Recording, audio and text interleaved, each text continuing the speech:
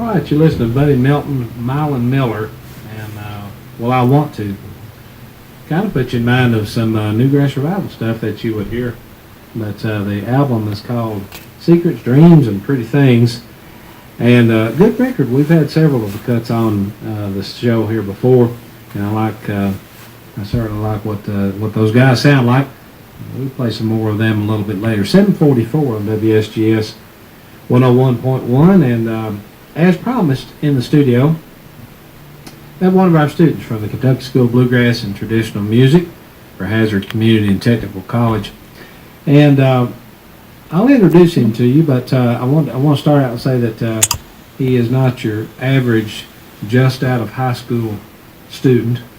He took a little longer path to come to a community college. It took him several places that we'll talk about here, but would like to bring him around to the microphone right now and introduce him, Clifford Taylor. And Mr. Cliff, good to have you on the program tonight. I was glad to be here, Dean. Now, I mentioned that you had gone a little bit longer route to come to school with us bluegrass guys over there, and the songwriters and the studio, and you care to share your age with everybody? I am 82 years of age. I graduated from Leslie County High School in 1954.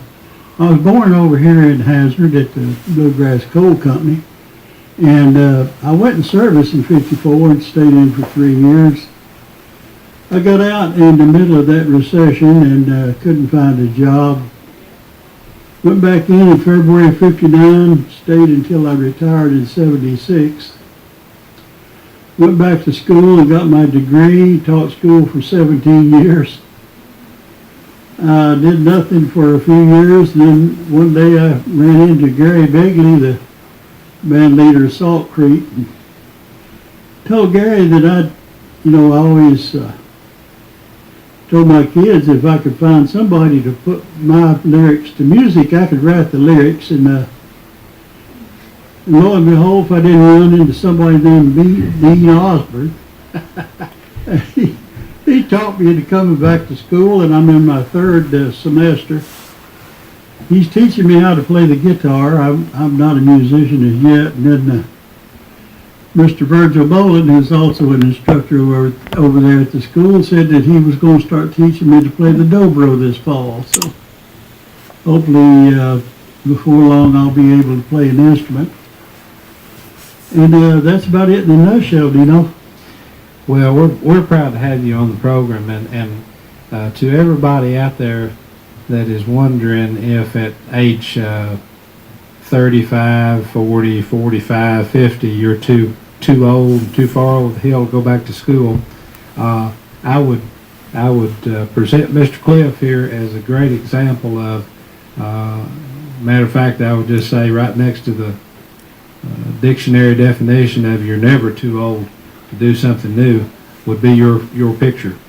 And you brought a lot of great talent and energy to the school.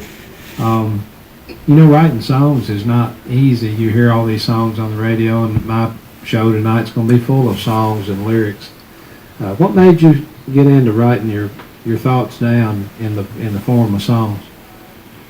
Well, I've jotted things down over the years. I've written a few poems about my dad, Bill Taylor, up there on Muncie Creek.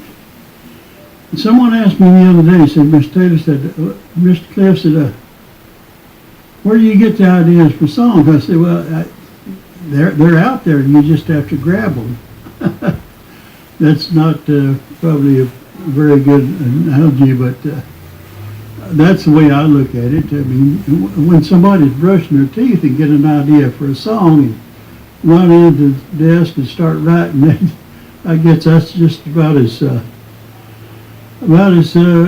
easy as it comes. But to date, since I started songwriting classes at HCTs at the school over there, I've written the lyrics for about 50 songs so far. And we put the music through about 14 of them, and I think Dean's going to play one or two of them later just to give you an idea of what they sound like. But that's about it. Well, your words, so when you first came and had the notebook full of the first songs you'd written, we were all impressed there because at being in the music business for a long time, one of the things you get into a lot of is you hear a lot of new songs. People pitch you songs. They want you to record songs. They come up to a festival and they'll give you a CD with 20 songs. And you go through and listen and you see if something that you hear that you like. And all of us have kind of gotten, that have done bluegrass for a living over the years, have gotten used to looking for material that way. And it didn't take us very long to figure out that the songs and the words that you had written not only were good rhyming songs, were good story songs, but they meant a lot to a lot of people because you tend to write about things you know about. And I think some people write sort of fantasy songs where they're not really sure about it, and they write stuff, and some of those songs turn out pretty good. I guess you write something like Larry Cordell from the perspective of the raccoon in the song called Bandit. But that's probably the first and only time that's ever been done from the perspective of the raccoon himself. But for the most part, the songs that you've written really impress me as being songs that would most Eastern Kentucky people would relate to. It's the way you're raised. A lot of good words about different things that you know about. Your parents are a favorite subject of yours. Your mom's kitchen and your dad's work and coal mines and farm and things that we all enjoy hearing about. But I want to get back to the college issue just for a second because I want everybody out here to not let it pass by that this is a man that you were in the Army for 20 years and retired out of the Army and then decided to go back and become a teacher. So now I want you to, I'm going to get in trouble here, but I want you to give a shout out to your old school that you taught at in Leslie County. I taught it, first semester I taught it at Beach Fork Elementary. And then they moved me down to Stinnett Elementary, and I taught for 7 years down there. We're proud of your teaching, especially there in Leslie County, and your Perry County connection as well. And before we get too far along here, I want to play one of these songs. Now, these songs that we're going to play for you this evening, we got a couple picked out. They're in what we would call a demo form. We demoed these songs to get the melody down, to get the words down, and Scott Napier, great instructor that we've got there in the school, Virgil Bowling, and singing on this, another Leslie County guy, Johnny Morgan. And this song we're going to play, I particularly like the words of it because it's called Hills of Home. And what made you write this tune? This song is about, it's about Muncy's Creek, where I grew up. From 50 on when I was going to high school. And the family the neighbors that I mentioned is Jack and Lonnie Hacker. I thought the world of them, and anytime we were around their place, if they sat down to eat, you had to sit down and eat too, no matter whether you just got up from the dinner table at home or not. You had to sit there and eat with them. I learned early on you could actually make people mad not doing that. And the dusty road that I talk about is before the blacktop came along, and also the one-room schoolhouse. I only went there in the 8th grade, but where it sits now, there's a manufactured home sitting there, and it's about the Muncy's Creek and Stinnett Hills area, so I'm sure that you'll recognize some of the places if you've been around for a while. Let's give this a listen. The words are by Mr. Clifford Taylor, the vocalist on this, Johnny Morgan, the musicians Virgil Boland and Scott, and Johnny himself. The song's called Hills of Home on WSGS. Here's Cliff Taylor. 1, 2, 3, 4.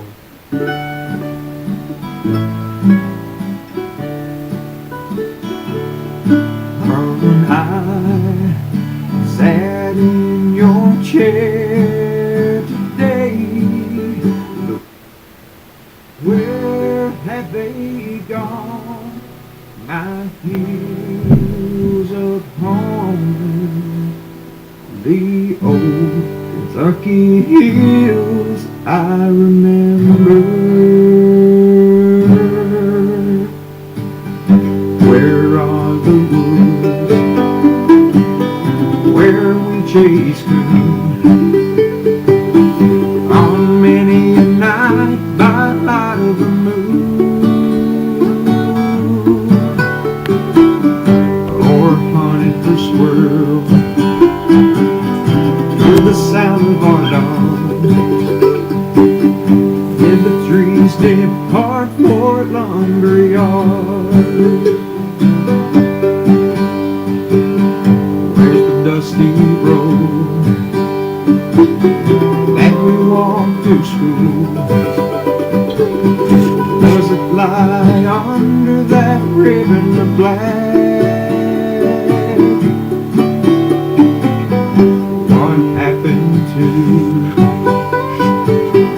At one school,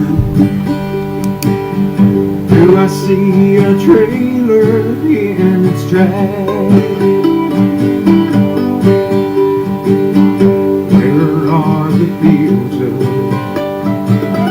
potatoes, corn, and beans? Is that where lawns and weeds now grow?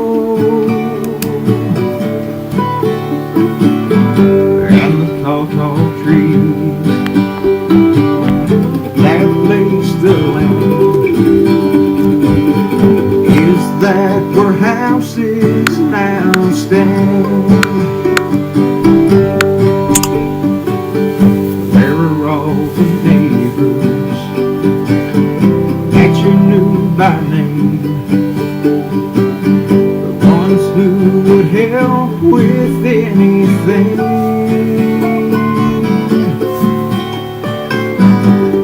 Little church house where we used to pray, why did it have to go away?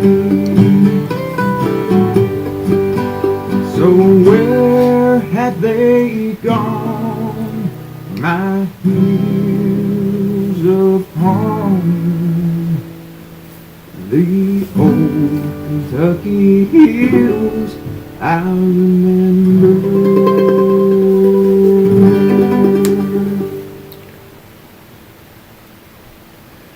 Song and words by Clifford Taylor, Hills of Home. And you're telling me exactly where that you were thinking about when you wrote that song. Where is that intersection? It's the intersection of Main Muncies Creek Hollow and where Rock Hollow cuts off. At one time, that was all farmed by my aunt, Ethel Napier. But now part of it's been sold off. It's no longer garden. And as a matter of fact, there's a house sitting there on part of it with the lawn. That's what I was thinking about when I looked at that part. Things changed quite a bit. When you go back there, if you go back through there right now, is it easy to tell where everything was, or is it kind of gotten harder? Well, I don't know whether everybody remembers where the school was or not, but and the woods.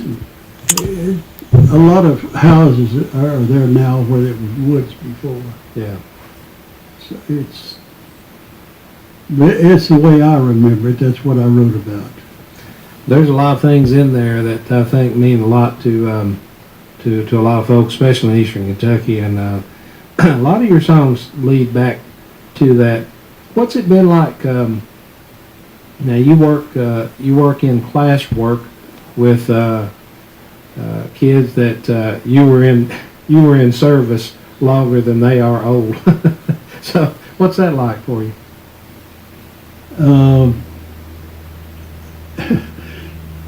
After teaching school for all of those years and in the military for 20 years, and even when I got up to be a sergeant and everything, working with the young people, I always enjoyed working with the young people.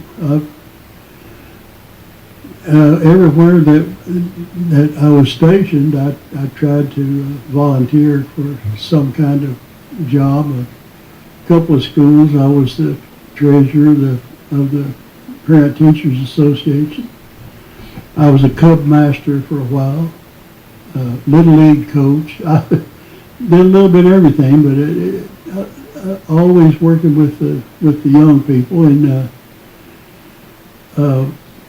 I've tried to help them along, and the young people over at the school, the ones that I come in contact with, I try to impart a little bit of what I consider knowledge that I've learned over the years, and try to pass it on to my children too. Well, I happen to have a pleasure of sitting in on some classes with you, and just watching the different generations work together. And you've had at least 2 major careers, and probably if we talked about it long enough, it probably into the 3 and 4 different things you've done over the years for a living. But the Army and the school service, and now to come into the school program and work on songwriting and come out with these great songs. It's just a lot of fun for us to watch the interaction with the students that are in their case also learning their craft as well. What do you think? So there's a couple of things that you've got coming up that are exciting. You have going to be part of our year-end concert, and I want to take this opportunity to invite everybody to be with us April the 30th at the school. It's Lacey County Community Center at 7 o'clock. And once again, totally free of charge, all of our ensembles will be playing in their final concert of the semester. And some of the songs you've written are going to be featured that night. You'll be there, and we're looking forward to having everybody come over and be with us April the 30th, and that's the week before graduation. So we would like to invite you right now. We'll mention it a little bit more as we get up just a little closer to it.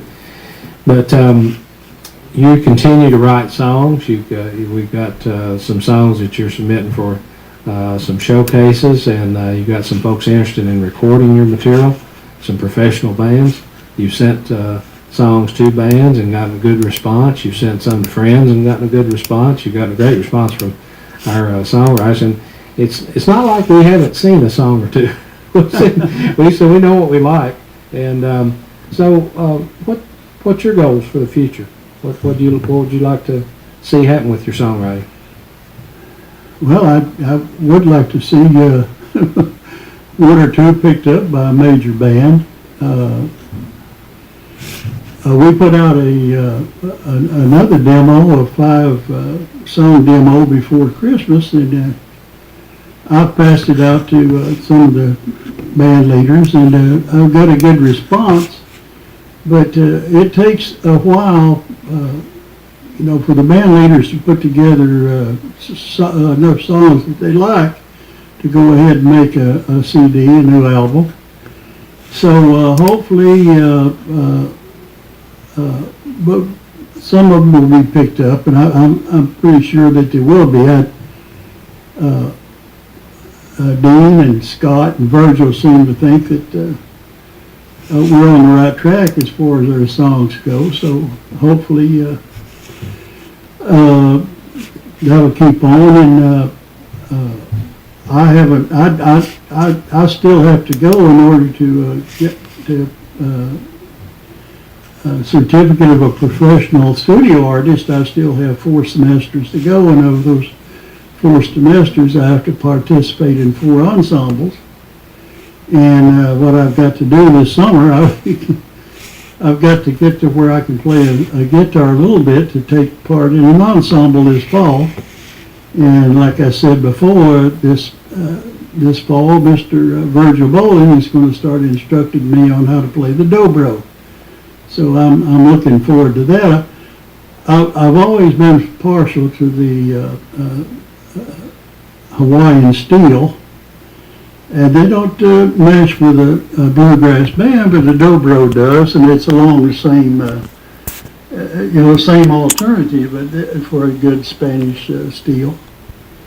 I listen to all kinds of music, even up to and including classical. And I've always loved music of all kinds, and so hopefully the future I'll be around long enough, to get that accreditation. I'll probably never use it, but my daughter said the other day, Dad said, I think you've bit off a little more than you could chew. And I told her, I said, well, hon, it's this way. If as long as I feel that I have something to offer, I want to be there offering it. With my songs, if I could take someone's mind off their problems for a few minutes, that's all I hope for. So as far as finances go and everything like that, that's never entered my mind. I'm 100% disabled from the Army. Unfortunately, Agent Orange, and I have heart problems from that. They keep it pretty well under control, and as long as I'm around and able to offer something, I'll be offering it. Well, I can tell the folks that despite some obstacles, you haven't let anything overcome your desire to be with us, and one of the best students we've had at the school in all regards. Speaking of those songs, let's play one more. You want to? I was fortunate to do the demo on this, and Scott Napier playing the mandolin, and Mr. Virgil Bowling playing the guitar, the bass. I'm doing guitar work, singing on this, and this song I like just the way it went. It reminded me of a bluegrass song, and it's called Blue at Night. And we actually recut this today in more of a bluegrass fashion with a banjo and a little bit different vocals, but this is what you'd call the demo on it. We'll play it for you right now. From Cliff Taylor, here's Blue at Night.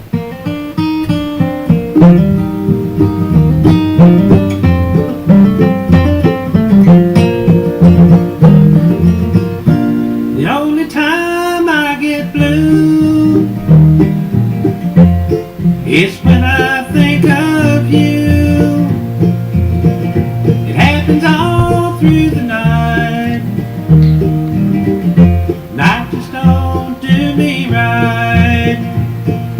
Blue and night go together, can't tear them apart. Yes, they go together to break my poor heart.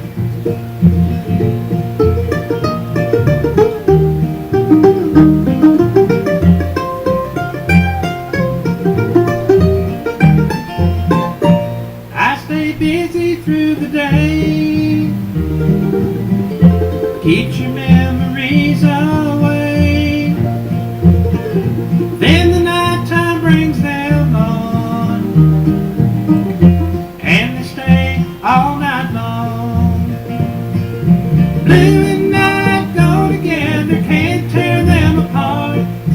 Yes, they go together to break my poor heart.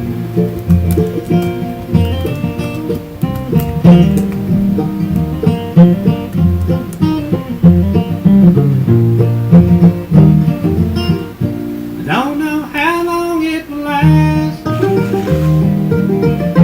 Hope it's soon in the past.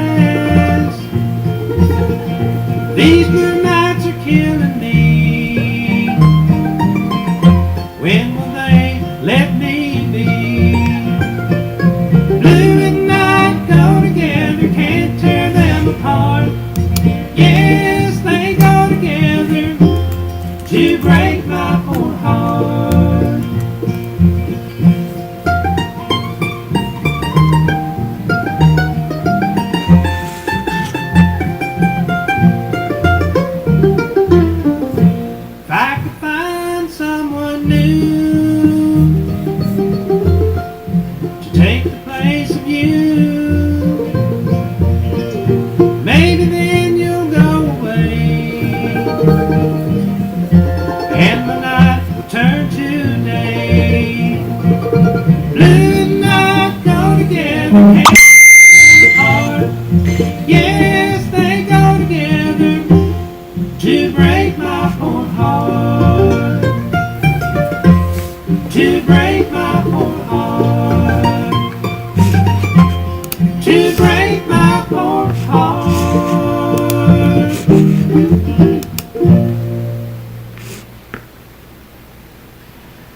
The new song Blue and Night, written by Mr. Clifford Taylor on WSGS.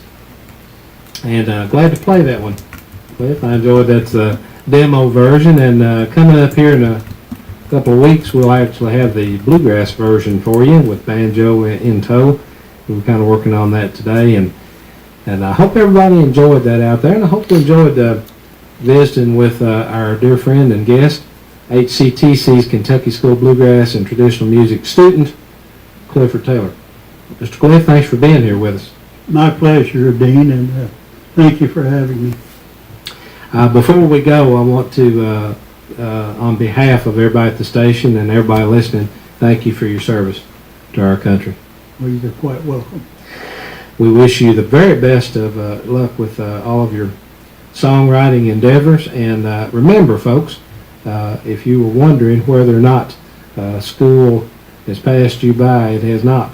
And there's a place there for a lot of our students that all you have to do is have the willingness to come and the idea, and we're all there having a good time together. All right. Absolutely. Thank you, Mr. Cliff Taylor, our guest here on the program. 811 on WSGS 101.1. Like to say a big hello to everybody listening on WSGS.com. And I think my mother might be listening tonight. She's one of the small paid band of listeners. She gets a stipend every month for listening. I had to reduce it a little bit because my stocks took a hit in the last few weeks. You know, it's not paying quite the dividends. So, anyway, somebody asked me the other day, said they carried on all that foolishness, and he said, do you really have any stocks? I do. I've got a cow, 2 chickens. You do remember when Jay Clampett was going to buy some stocks, and he said he'd start out with 5 chickens, 2 cows, and a mule.